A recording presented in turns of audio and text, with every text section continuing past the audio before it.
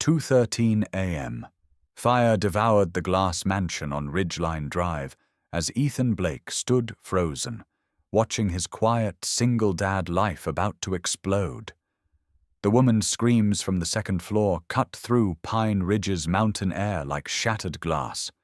His trembling fingers found the harmonica, 6 years untouched since Anna's death. 6 years since he'd buried his firefighting skills along with his wife. But those screams wouldn't let him hide anymore. His body moved without permission, muscles remembering what his mind had tried to forget. In 3 minutes, he would scale that burning building using parkour moves no small-town plumber should know.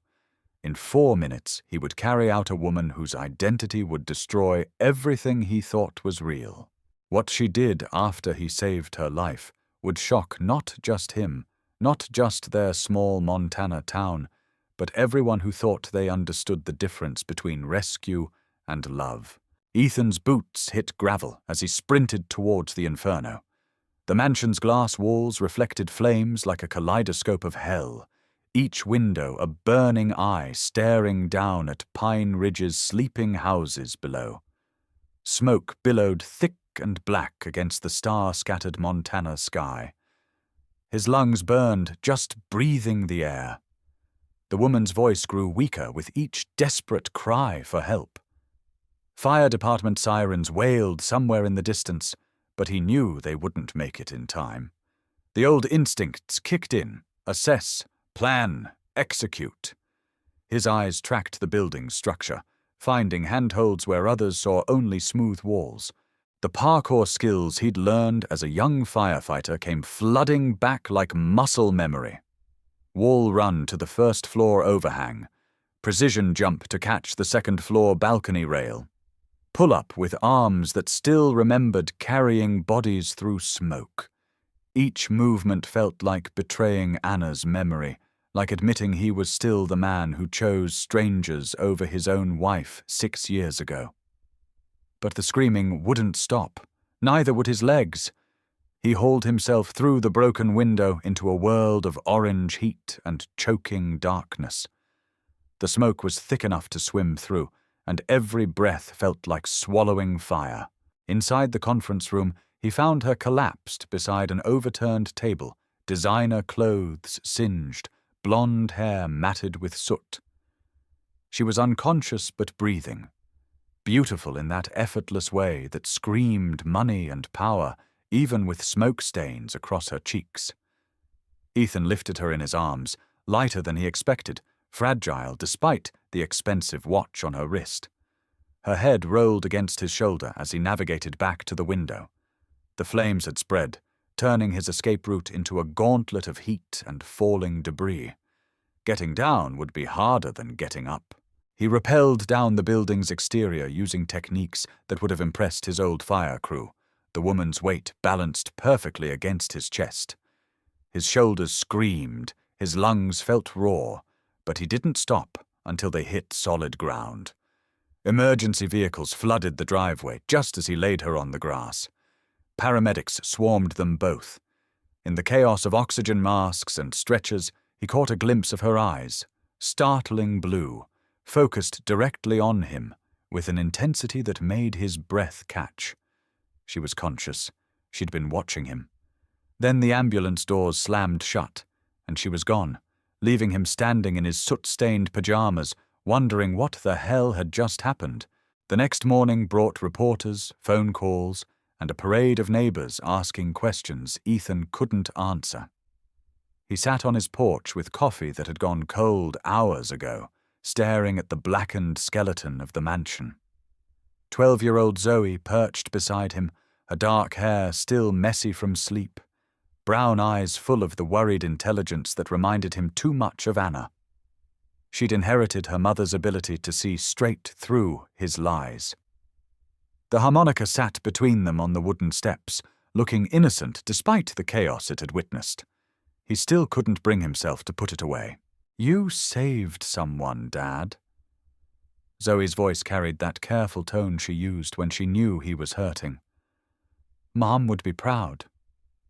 The words hit him like a physical blow. Anna would have been proud of the rescue, sure, but would she have been proud of how it felt? The rush of adrenaline, the satisfaction of using skills he'd sworn to bury? The way his heart had raced, not just from exertion, but from being needed again? He'd promised Anna's memory that he'd never be a hero again, never choose strangers over family. Last night had felt too much like breaking that promise. Zoe leaned against his shoulder, small and warm, and everything good he had left in the world. The lady on the news said you were amazing. She called you a mystery hero. Mystery hero. If only they knew the real mystery, how a man could save someone's life and feel like he'd betrayed the most important person in his own. The hospital had released no information about the woman he'd rescued. No name, no condition, no statement of gratitude. It was like she'd vanished into the Montana morning, leaving only questions and the lingering scent of expensive perfume mixed with smoke. 3 days later, Ethan was elbow-deep in Janet Morrison's kitchen sink when the bell above Murphy's coffee shop door chimed behind him. He'd been avoiding the place since the fire, but the sink had finally given up its 40-year fight against Pine Ridge's mineral-heavy water. The coffee shop buzzed with its usual mix of ranchers, retirees, and the occasional tourist who'd gotten lost looking for Glacier National Park. He focused on the pipe wrench in his hands, trying to ignore the whispered conversations that stopped whenever he entered a room. Being the town hero was more exhausting than being invisible. "Excuse me." The voice was soft, educated, with the kind of careful pronunciation that came from good schools and better breeding. "Are you the man who saved that woman from the fire?" Ethan looked up from the sink trap to find himself staring into the bluest eyes he'd ever seen. The woman was maybe 35, with blonde hair pulled back in a simple ponytail, and no makeup except a light gloss on lips that looked like they smiled often.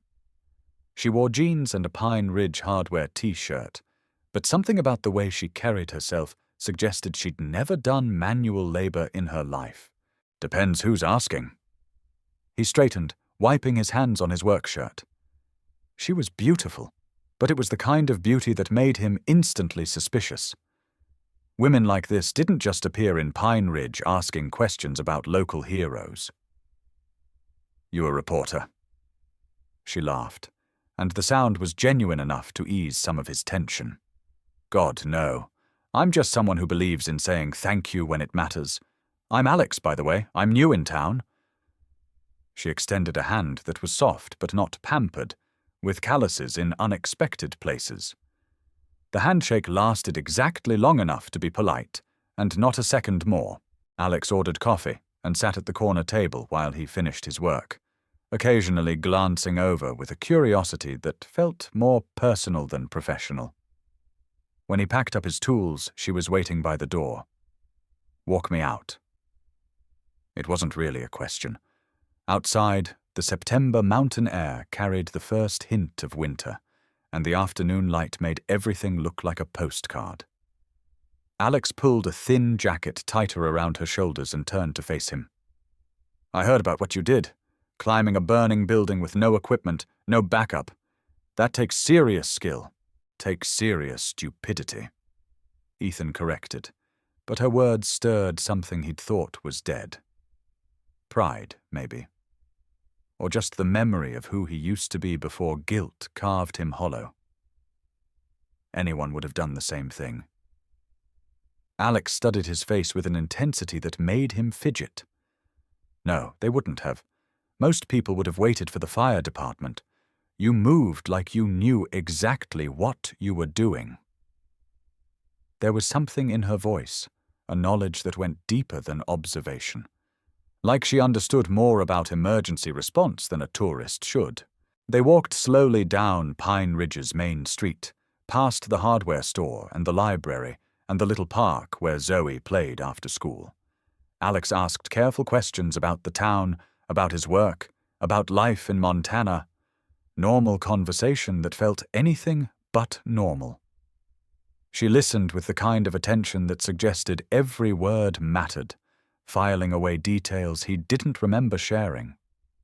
When they reached the corner where he'd parked his truck, she hesitated. "Maybe I'll see you around town." The way she said it sounded more like a promise than a possibility. That evening, Ethan found himself watching for her during Zoe's soccer practice. She wasn't there, but he caught himself looking anyway. At dinner, Zoe peppered him with questions about the pretty lady Mrs. Morrison had seen him talking to outside the coffee shop. Small towns had no secrets, especially when those secrets involved their newly minted local hero spending time with a mysterious stranger. "Is she nice, Dad?" Zoe asked over spaghetti that had gone cold while they talked. "She seemed nice," he admitted, surprised by how much he wanted that to be true. Later that night, after Zoe was asleep, he sat on the back porch with the harmonica in his hands. For the first time in 6 years, he raised it to his lips. The first notes came out shaky, uncertain, like a voice that hadn't been used in too long. But muscle memory was a powerful thing, and soon he was playing Amazing Grace. Anna's favorite song, the one she'd hummed while making breakfast on Sunday mornings. The melody drifted across his small backyard and into the Montana darkness. He didn't know that 3 blocks away, a woman named Alex was sitting by her cabin window, tears streaming down her face as she listened to music that sounded exactly like a prayer. The next afternoon brought Alex to his door with a water emergency that felt suspiciously convenient. "I'm so sorry to bother you, but Mrs. Morrison said you're the best plumber in town, and I have water shooting everywhere." She stood on his porch in jeans and a flannel shirt, looking perfectly normal except for the designer boots that probably cost more than his monthly mortgage payment. Behind her, Zoe was walking up the driveway with her school backpack and soccer cleats, timing that felt too perfect to be accidental. "Dad, who's this?" Zoe dropped her bag and studied Alex with the frank curiosity of someone who'd spent most of her life being the only female in their household. "This is Alex.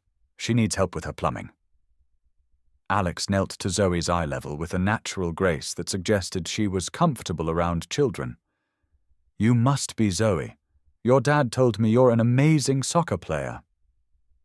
The compliment was simple, but Zoe's face lit up like Christmas morning. It had been a long time since a woman had shown interest in his daughter's life. At Alex's cabin, the plumbing problem turned out to be a loose connection that should have taken 10 minutes to fix. Somehow it stretched into 2 hours of conversation, with Zoe sprawled on the floor working on origami while Alex taught her increasingly complex folds. Watching them together stirred something in Ethan's chest that felt dangerously close to contentment. Alex had an engineer's understanding of angles and stress points, explaining the mathematics behind paper folding in ways that made Zoe's eyes shine with excitement. "How do you know all this?" he asked. "I studied engineering back east before I decided I needed a complete change of scenery," Alex said, not quite meeting his eyes. "Sometimes the smartest thing you can do is walk away from a life that doesn't fit anymore." The words carried weight that went beyond career changes, and Ethan found himself nodding in recognition. He understood running from the past.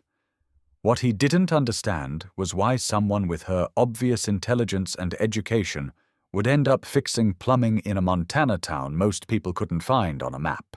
Over the next 2 weeks, Alex became a regular part of their routine in ways that felt natural rather than forced. She showed up at soccer practice with homemade cookies and cheered louder than any parent when Zoe scored her first goal of the season. She helped with homework, teaching long division with the patience of someone who genuinely enjoyed watching minds work. She fixed Ethan's ancient coffee maker with tools she claimed to have borrowed, but operated like she'd used them professionally. Each interaction revealed new skills that didn't quite match her story of being a burned-out office worker on an extended vacation. The evening everything changed started like any other. Alex had joined them for dinner, a simple meal of grilled cheese and tomato soup that somehow felt elegant when she helped prepare it. Zoe was in the living room afterward, practicing guitar while Ethan and Alex cleaned dishes together. The domestic scene felt so natural it scared him. "You're good at this," he said, watching her dry plates with the efficiency of someone who'd done it thousands of times. "At what?" "Being part of a family." The words slipped out before he could stop them, hanging in the air between them like a confession. Alex went very still, the dish towel frozen in her hands. "Ethan, there's something I need to tell you." Before she could continue, Zoe's voice called from the living room. "Dad, come look." They found her at the window, pointing toward the highway where red and blue lights flashed against the gathering dusk. Emergency vehicles were racing toward the resort district, sirens wailing. Ethan's radio crackled to life. He still monitored emergency frequencies out of habit. "Structure fire at Pine Ridge Resort, multiple occupants trapped. All available personnel respond immediately." The words hit him like ice water. Pine Ridge Resort was a sprawling complex that hosted corporate retreats and weekend conferences. If there were people trapped, the volunteer fire department would be overwhelmed. His hands moved without conscious thought, reaching for the gear bag he'd never thrown away despite 6 years of telling himself he was done with emergencies. "Ethan, don't." Alex's voice was sharp with something that sounded like genuine fear. "Let someone else handle it." But he was already moving, muscle memory overriding rational thought.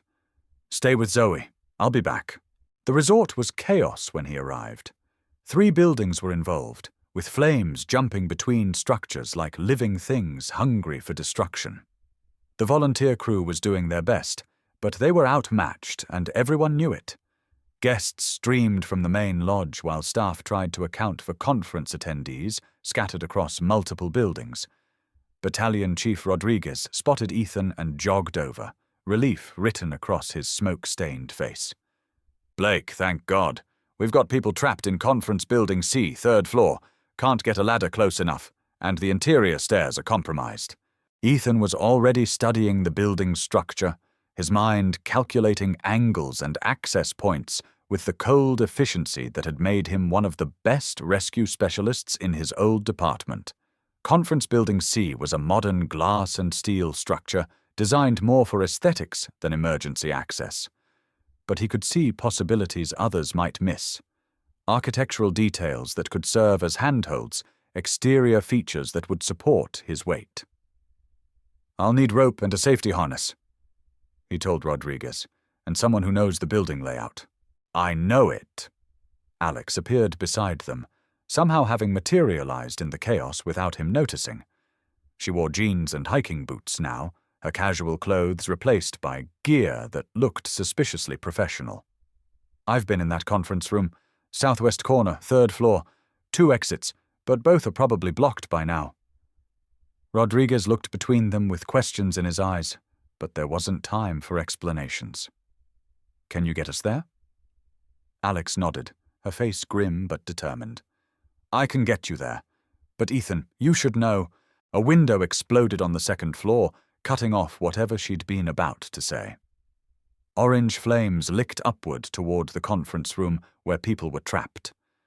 There was no more time for conversation, no space for the growing list of questions about how Alex knew the building layout or why she'd appeared with professional-grade gear. Ethan secured his harness and checked his equipment with the automatic precision of someone who'd done it hundreds of times. The familiar routine calmed his racing pulse, focused his mind on the task ahead. The climb was everything he remembered, and worse. Modern buildings weren't designed for external access, and each handhold had to be created or discovered through careful observation. His shoulders burned as he hauled himself up the building's face, using window frames and decorative elements as anchor points. Below him, Alex coordinated with the ground crew, her voice calm and professional over the radio.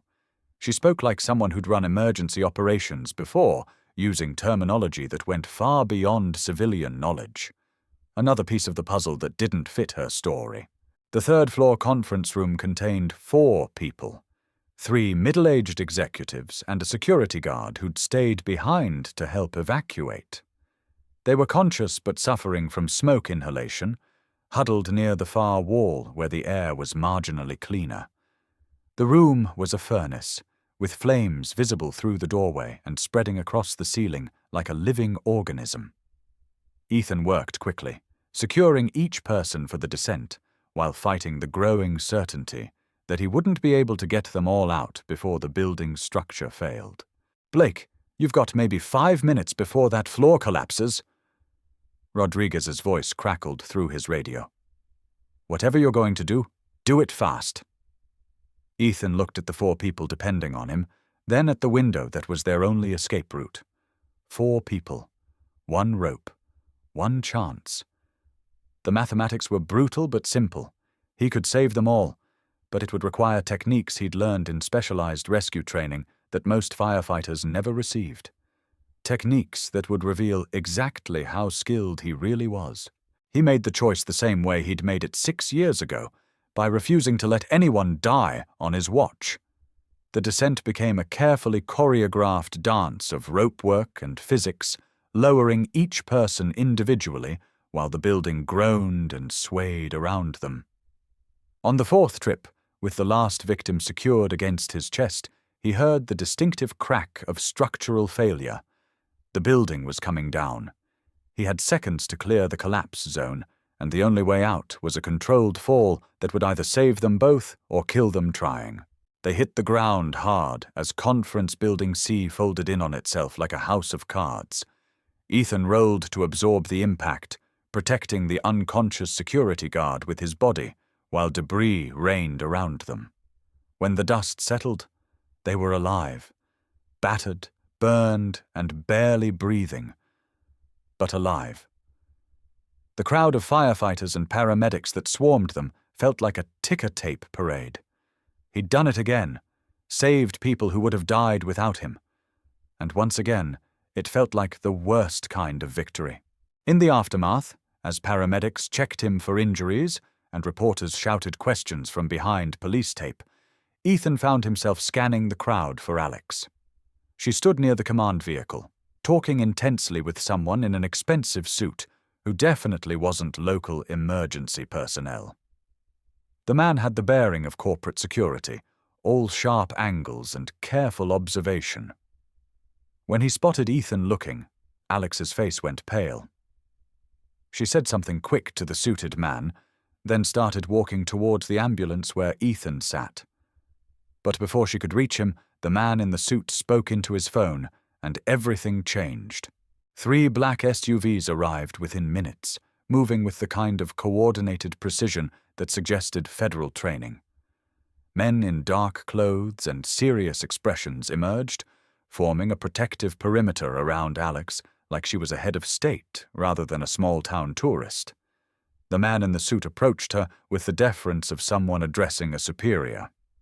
"Ms. Hamilton, we need to get you out of here. The situation has become too public." Hamilton. The name hit Ethan like a physical blow. Alexandra Hamilton, CEO of Hamilton Industries, one of the largest tech companies in the Pacific Northwest. He'd seen her face on magazine covers, business journals, financial news programs. The woman he'd been falling in love with was a billionaire. The mysterious tourist who'd charmed his daughter and fixed his coffee maker and taught origami with an engineer's precision was one of the most powerful executives in the country. Alexandra, caught his stare across the chaos of emergency vehicles and media crews. Her blue eyes were bright with tears, and her mouth formed words he couldn't hear over the distance and noise. But he didn't need to hear them to understand. Everything between them had been built on a lie. The next few hours passed in a blur of interviews and medical checks and phone calls from reporters who'd somehow gotten his number. The story was already spreading across social media. Mystery hero saves tech CEO in dramatic mountain rescue. Photos of him carrying Alexandra Hamilton from the burning building were being shared thousands of times, complete with speculation about their relationship and his background. The quiet life he'd built in Pine Ridge was dissolving in real time, replaced by the kind of attention that would make normal existence impossible. Zoe found him sitting on their back porch near midnight, staring at the harmonica in his hands like it held answers to questions he couldn't articulate. She settled beside him with the careful movements of someone who understood that adults sometimes broke in ways that couldn't be fixed with bandages. "The lady on TV said Alex is really rich and important." Her voice was small, careful. "Does that mean she can't be our friend anymore?" The question was so innocent, so perfectly aimed at the heart of everything wrong with the situation, that Ethan felt something crack inside his chest. "I don't know, kiddo." He put his arm around her shoulders and pulled her close, breathing in the familiar scent of her shampoo and soccer practice sweat. Sometimes adults make things complicated when they don't need to be. Zoe leaned against him with the complete trust of someone who'd never had reason to doubt that her father would figure everything out eventually. But Ethan wasn't sure he could figure this out. How did you process learning that someone you'd started to love had been lying about everything from the moment you met? The media attention intensified over the next week like a slow-building storm. Reporters camped outside their house, asking neighbors about Ethan's background and Zoe's school routine. Someone leaked his employment records, revealing his history with the Seattle Fire Department and the circumstances of Anna's death. The story took on a life of its own. Heroic single father with tragic past saves billionaire heiress in dramatic rescue. It was the kind of narrative that sold magazines and generated clicks. Never mind the human cost of having your private pain dissected for public consumption. Marcus Webb arrived on Thursday morning with the kind of entrance designed to intimidate. The black Lincoln Navigator pulled up to Ethan's house, followed by a sedan full of men in identical dark suits. Webb himself was tall and thin, with prematurely grey hair and the predatory stillness of someone accustomed to getting his way through carefully applied pressure. He introduced himself as head of security for Hamilton Industries and made it clear that this was not a social call. They sat in Ethan's living room while men with earpieces positioned themselves around the property like sentries. "Mr. Blake, I'll be direct. Ms. Hamilton is going through a difficult period that requires professional management. The media attention from your recent interaction has created complications for her recovery." Webb's voice carried the flat authority of someone who'd delivered similar speeches many times before. "We're prepared to offer you substantial compensation for your discretion regarding any personal relationship you may believe existed between you and Ms. Hamilton." The offer was both insulting and tempting. Enough money to secure Zoe's college education and pay off the mortgage, all in exchange for pretending that the last month hadn't happened. "What kind of difficult period?" Ethan asked, though he suspected he wouldn't like the answer. Webb's smile was sharp enough to cut glass. "Ms. Hamilton has been under tremendous stress in her professional role. When people in her position experience breakdown, they sometimes make choices that seem rational in the moment, but require correction later. Her decision to vacation in Pine Ridge was one such choice." The implication was clear. Alexandra's time in their town, her interest in him and Zoe, everything they'd shared was being reframed as mental illness requiring management. "She seemed perfectly rational to me," Ethan said carefully. "Rational enough to help coordinate a rescue operation last week?" Webb's expression didn't change, but something cold flickered behind his eyes. "Yes, we've reviewed the footage from that incident. Ms. Hamilton displayed concerning familiarity with emergency protocols, as if she'd been preparing for such a situation. Combined with her unauthorized absence from her corporate responsibilities, this suggests someone who's lost touch with appropriate boundaries." The words were clinical, designed to pathologize behavior that had seemed natural and helpful in the moment. Webb leaned forward with the confidence of someone delivering a killing blow. "We've also reviewed your background, Mr. Blake. The incident 6 years ago where you chose to complete a rescue operation instead of responding to your wife's emergency call. Some might call that heroic. Others might suggest it demonstrates a pattern of poor judgment regarding personal relationships. The attack was surgical in its precision, designed to hit exactly where Ethan was most vulnerable. The guilt he'd carried for 6 years, weaponized by a stranger who'd done his homework. My wife died because of a structural collapse, not because of any choice I made, Ethan said, but the words felt hollow even to him. Webb nodded with false sympathy. Of course, but perception matters, especially when it comes to someone in Ms. Hamilton's position. The optics of her becoming involved with someone whose judgment has been questionable would be damaging to her reputation and her company's stock price. It was a threat wrapped in concern, delivered with the kind of smile that never reached the eyes. The conversation ended with Webb leaving a check on the coffee table and a business card with a phone number. 24 hours to consider our offer, Mr. Blake.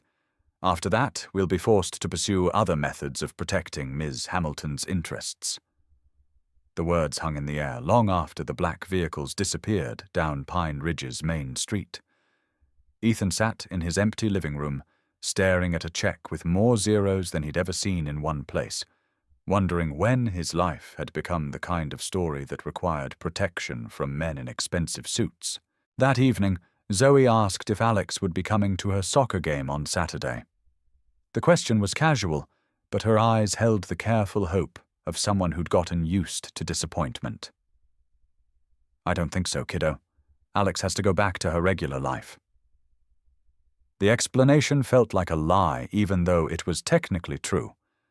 How did you tell a 12-year-old that the adult world was full of people who turned love into leverage and happiness into a commodity to be managed? Friday morning brought the news that changed everything. Pine Ridge Elementary School was on fire, and Zoe was inside. The call came at 7:45 a.m., just as Ethan was finishing his first cup of coffee and preparing for another day of dodging reporters. The voice on the other end belonged to Principal Martinez, usually calm, but now edged with the kind of panic that made strong people sound like frightened children. Ethan, we need you here. Now. There's been an electrical fire in the main building, and we can't account for all the students. The drive to the school took 3 minutes that felt like 3 hours. Smoke was visible from 5 blocks away, a black column rising into the clear Montana sky like a signal fire. Emergency vehicles crowded the parking lot, but Ethan could see immediately that they were overwhelmed. The volunteer fire department was doing their best, but the building was older than most of the equipment trying to fight the blaze. Children and teachers clustered in the playground area, being checked off against class rosters, while parents arrived in various states of controlled panic. Ethan found Principal Martinez near the command vehicle, her gray hair disheveled and her normally pristine clothes stained with smoke. "Where's Zoe?" The question came out harsher than he'd intended, but fear had stripped away his ability to modulate tone. Martinez pointed toward the main building with a shaking hand. "She was in the library for early tutoring. We got most of the kids out, but the East Wing corridor collapsed before we could reach that section. Fire department says it's too dangerous to send anyone else in." Looking at the burning school building, Ethan felt the same cold calculation that had guided him through hundreds of emergency calls. The structure was older brick and timber construction, built in an era when fire safety meant thick walls and high ceilings rather than modern suppression systems. The East Wing was cut off by fallen debris, but there were exterior windows that could provide access if someone had the skills to reach them. The volunteer crew was focused on defensive operations, protecting the rest of the building rather than attempting rescue in the most dangerous section. "How many kids?" he asked, already mentally mapping approach routes and escape options. 3 students and Ms. Peterson, the librarian. They're on the 2nd floor, east side. Martinez grabbed his arm with surprising strength for someone in her 60s. "Ethan, the fire chief already said it's too dangerous. You can't—" But he was already moving toward his truck. toward the gear bag that had saved lives a week ago and might need to do it again, toward the choice between safety and doing what needed to be done. Alexandra appeared beside his truck, like she'd materialized from the smoke itself. She wore tactical gear that looked military surplus, with equipment that definitely wasn't available at Pine Ridge's hardware store. Her blonde hair was pulled back severely, and her blue eyes held the kind of focused intensity he'd seen in combat veterans. "Don't try to stop me," Ethan said, pulling rope and harness from his bag. "That's my daughter in there." Alexandra nodded grimly. "I know. That's why I'm going with you." "Like hell you are." He turned to face her fully, taking in the professional-grade rescue equipment she wore like she'd been born to it. "This isn't some corporate team-building exercise. People die in situations like this." Her smile was sharp and humorless. "People die in Afghanistan too, but I managed 4 tours as a combat engineer before I inherited a company I never wanted. You need someone who knows building structures and emergency demolition. I'm the best you're going to find in the next 5 minutes." The revelation hit him like cold water, recontextualizing everything he thought he knew about Alexandra Hamilton. Not just a billionaire heiress, but a veteran with actual combat experience. Someone who'd earned her engineering knowledge in the worst possible conditions and survived to build an empire. "Why didn't you tell me?" he asked, securing his harness with movements made automatic by repetition. "Would it have mattered? You were already decided I was lying about everything that counted. There wasn't time to unpack the accusation or the hurt behind it." Smoke was pouring from the second-floor windows, where Zoe and 3 other children were trapped.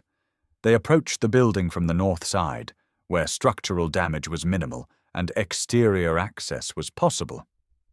Alexandra moved with the same fluid efficiency she'd shown during the resort fire, reading the building's bones like someone who'd spent years predicting how structures failed under stress. "Main support beam is compromised, but the exterior wall should hold our weight if we distribute it properly." The climb was technically challenging, but not impossible for someone with Ethan's skills and Alexandra's engineering knowledge.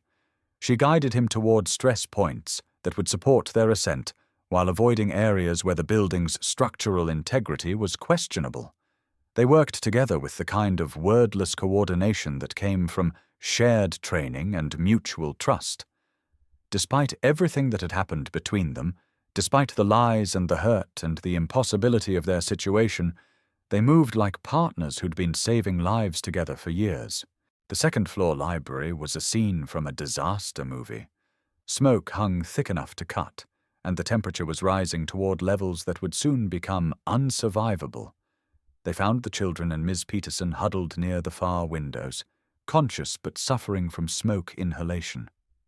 Zoe's face was streaked with tears and soot, but her eyes lit up when she saw him. "Dad, I knew you'd come." The simple faith in her voice broke something loose in his chest. She'd never doubted that he would find a way to reach her. Getting 4 people down from a burning building required improvisation and teamwork that pushed both their skills to the limit. Alexandra rigged anchor points, while Ethan secured each child for descent, their movements coordinated by the kind of professional trust that transcended personal complications. Ms. Peterson went first, then the 2 other students, each lowering, taking precious minutes while the building groaned and settled around them. Zoe insisted on going last, displaying the kind of stubborn courage that reminded him painfully of Anna. As he prepared Zoe for the final descent, she grabbed his arm with surprising strength. "Dad, is Alex really rich and famous like they said on TV?" The question was so perfectly Zoe. Direct, honest, focused on what mattered rather than what adults thought was important. "Yeah, kiddo, she really is." Zoe considered this information with the seriousness of someone who'd learned that the world was more complicated than it seemed. "Does that mean she doesn't like us anymore?" The question cut straight to the heart of everything wrong with adult relationships. "I think she likes us just fine," Ethan said, glancing at Alexandra as she monitored their rope system with professional concentration. Sometimes grown-ups make things complicated when they don't need to be. Alexandra's eyes met his across the smoke-filled room, and for a moment the pretenses fell away completely. Whatever else was true, whatever lies had been told or truths withheld, she was here. She'd shown up when it mattered most, putting herself at risk to help save the people he loved most in the world. The descent went smoothly until they were 20 feet from the ground, and the building's east wall began to fail. The structural collapse happened in slow motion, bricks and timber shifting with the inexorable weight of physics and fire damage. Alexandra shouted a warning just as debris began raining around them. Ethan wrapped himself around Zoe, using his body as a shield while they swung away from the collapsing wall. They hit the ground hard but alive, rolling away from the building as the entire east wing folded in on itself like a house of cards. In the aftermath, as paramedics checked Zoe for injuries and Principal Martinez cried with relief, Ethan found himself sitting on the tailgate of an ambulance with Alexandra beside him. They were both covered in soot and ash, their expensive rescue gear reduced to smoke-stained rags. The media was already arriving, drawn by the story of a billionaire CEO and a local hero saving children from a burning school. But for the moment, they had a pocket of relative quiet in the chaos of emergency response. 4 tours in Afghanistan, he said, not quite making it a question. Alexandra nodded, staring at her hands as if seeing them for the first time. Combat engineer, like I said. I was good at it.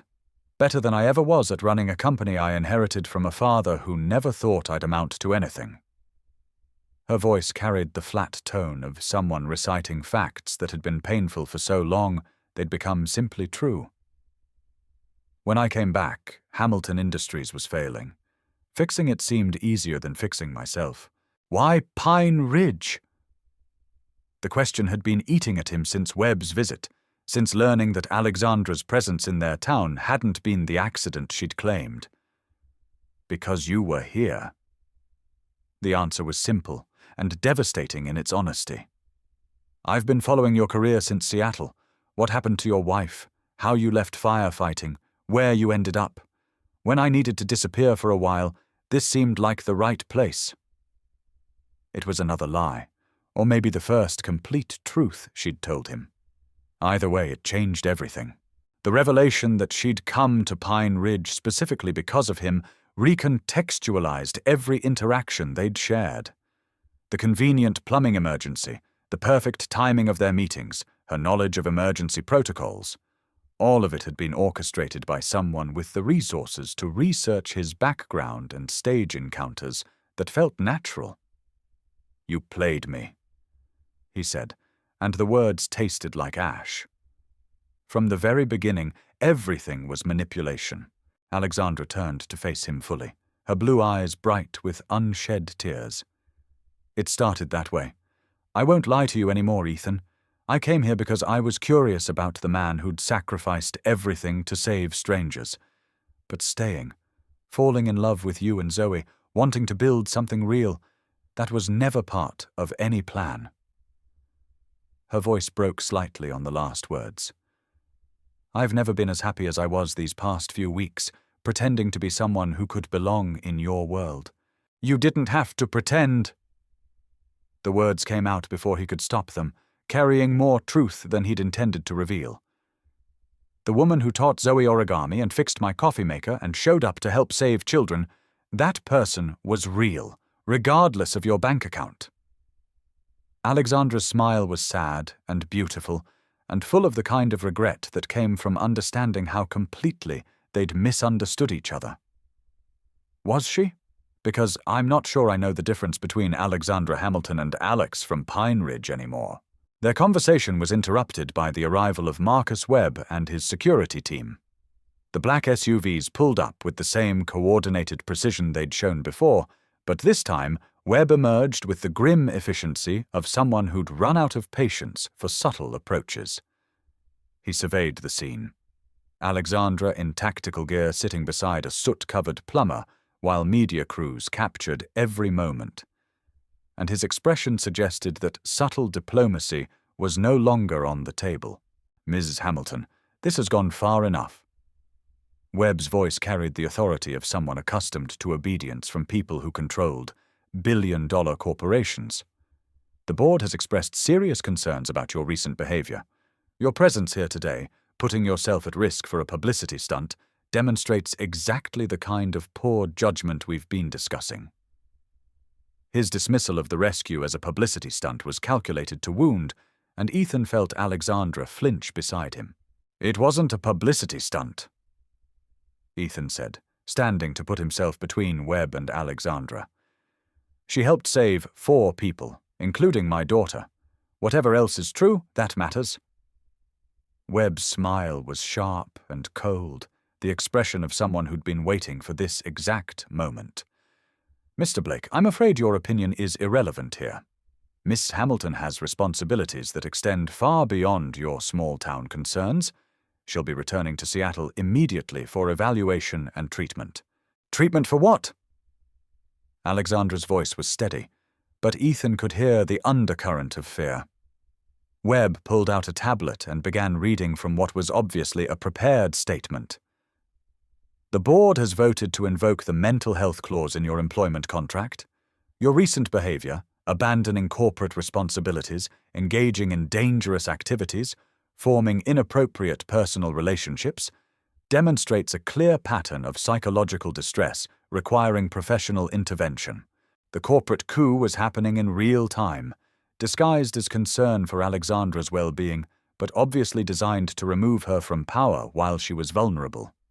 Ethan had seen enough workplace politics to recognize a hostile takeover when it wore a psychiatric mask. "You can't just kidnap someone because you don't like their personal choices," he said, though he suspected that someone with Webb's resources probably could do exactly that. "We're not kidnapping anyone," Webb replied with the patient tone of someone explaining simple concepts to a child. "Ms. Hamilton will voluntarily submit to evaluation, or the board will be forced to declare her incompetent and assume direct control of her assets. Either way, her association with this situation ends today." The threat was elegantly simple: cooperate or lose everything. It was the kind of choice that wasn't really a choice at all. Alexandra stood slowly, her movements careful and deliberate, like someone approaching a dangerous animal. "How long have you been planning this, Marcus?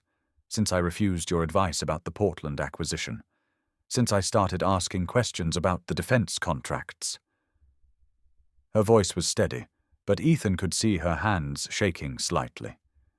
Webb's expression didn't change, but something satisfied flickered in his eyes. "The board simply wants what's best for the company, Ms. Hamilton. Your recent instability has made decisive action necessary." "Give me 24 hours, Alexandra said suddenly. "To wrap up my affairs here, say goodbye properly. Then I'll come back willingly and submit to whatever evaluation you want." Webb considered the request with the calculating expression of someone weighing risks and benefits. 12 hours, and you'll remain under security supervision to ensure your safety." The negotiation was over before it started, the outcome predetermined by superior resources and legal positioning. As Webb's team prepared to leave, Alexandra caught Ethan's arm with desperate intensity. "Take care of yourself and Zoe. Don't let them make you feel guilty for being a hero." The words were clearly meant as goodbye, but they carried an undercurrent that suggested this wasn't over. "What about you?" he asked, though he dreaded the answer. "I'll figure something out. I always do." Her smile was brave and heartbreaking and completely unconvincing. That evening, after the media crews had moved on to other stories and Pine Ridge had returned to its normal quiet rhythm, Ethan sat on his back porch with Zoe beside him. She'd been unusually subdued since the morning's events, processing the reality that the woman who'd become part of their family was about to disappear from their lives. "Is Alex in trouble, Dad?" The question was careful, the way children asked about things they sensed were too complicated for simple answers. "Yeah, kiddo, I think she is." Ethan pulled Zoe closer, breathing in the familiar scent of her shampoo mixed with the lingering smoke from the school fire. Sometimes when people have a lot of money and power, other people try to control them. Alex is dealing with that kind of problem right now. It was a simplified explanation, but Zoe was smart enough to understand the basic injustice of the situation. "Can't we help her?" Zoe's voice carried the same determination that had kept her calm during the fire rescue. "I mean, she helped save me today. Doesn't that mean we should help save her?" The question was so perfectly logical, so beautifully simple in its moral clarity, that Ethan felt something shift inside his chest. She was right, of course. Alexandra had risked her life to help save children, including his daughter. The least he could do was try to return the favor. "Maybe we can, kiddo. Let me think about it." But even as he said the words, Ethan wasn't sure what help he could offer against corporate lawyers and security teams with unlimited resources. He was a small-town plumber who'd once been a firefighter. What could someone like him do against people who controlled billion-dollar companies and had the law on their side? The answer came at 3 a.m. when his phone rang with a number he didn't recognize. Alexandra's voice was whisper-quiet, obviously trying not to be overheard. "Ethan, I need you to listen carefully. Webb's people are planning something for tomorrow that goes beyond just taking me back to Seattle.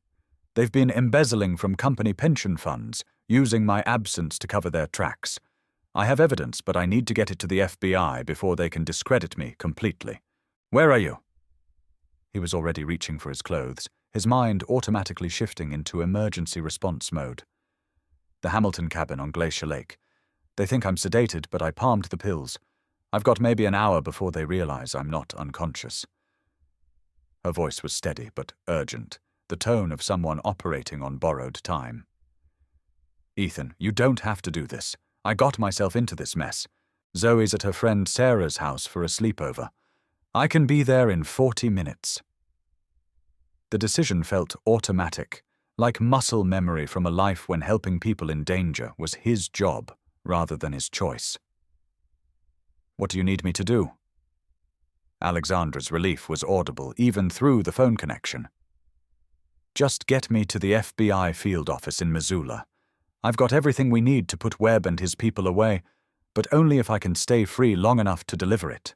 The drive to Glacier Lake took 35 minutes of careful navigation on mountain roads designed more for scenery than speed. The Hamilton cabin turned out to be a sprawling log structure that probably cost more than most people's houses, set on a private peninsula with helicopter access and enough security equipment to protect a small country. Alexandra was waiting in the tree line, dressed in dark clothes and carrying a backpack that looked like it held more than vacation supplies. "How did you get past the security?" Ethan asked as she slipped into his truck with the fluid movements of someone accustomed to moving quietly in dangerous situations. "I designed most of their systems when I was trying to upgrade company security. Turns out knowing how something works makes it easier to circumvent." Her smile was grim but satisfied, the expression of someone who'd just outmaneuvered people who'd underestimated her capabilities. The drive to Missoula normally took 2 hours, but they made it in 90 minutes of careful driving on back roads that avoided main highways and traffic cameras. Alexandra spent the time on her laptop, compiling evidence files and sending encrypted copies to journalists and federal investigators. "Insurance," she explained when Ethan asked about the multiple transmissions. "If something happens to us, at least the truth will get out." The FBI field office was a nondescript building in downtown Missoula that could have housed any government agency or corporate headquarters. Special Agent Jennifer Torres met them in the parking garage, a woman in her 40s with the kind of alert competence that came from years of dealing with white-collar crime. "Ms. Hamilton, we've been hoping you'd contact us. Your assistant reached out 3 weeks ago with some interesting allegations about financial irregularities at your company. The meeting that followed was a masterclass in federal investigation techniques. Agent Torres and her team went through Alexandra's evidence with the methodical precision of people who'd built careers on attention to detail. Financial records, email communications, recorded phone calls, years of carefully documented proof that Webb and several board members had been systematically looting Hamilton Industries while positioning themselves to take control of the company. "This is enough for multiple indictments," Torres said after reviewing the core evidence files. "Wire fraud, embezzlement, conspiracy, probably RICO charges if we can prove the pattern extends far enough. You've done excellent work documenting this, Ms. Hamilton." Alexandra's relief was obvious, though she tried to maintain the composed facade that probably served her well in boardroom negotiations. "What happens now? Now we arrest the people responsible, and you go back to running your company," Torres replied, with the satisfaction of someone who enjoyed taking down financial criminals. "We'll coordinate with Seattle PD to execute warrants simultaneously. Webb and his associates will be in custody before they realize what's happening." It was the kind of swift justice that rarely happened in corporate crime cases, made possible by Alexandra's meticulous documentation and willingness to cooperate. The drive back to Pine Ridge felt different than their desperate escape 12 hours earlier.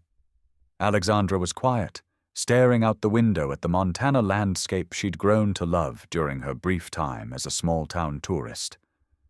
"What will you do now?" Ethan asked as they reached the outskirts of town. "Go back to being a billionaire CEO, I suppose.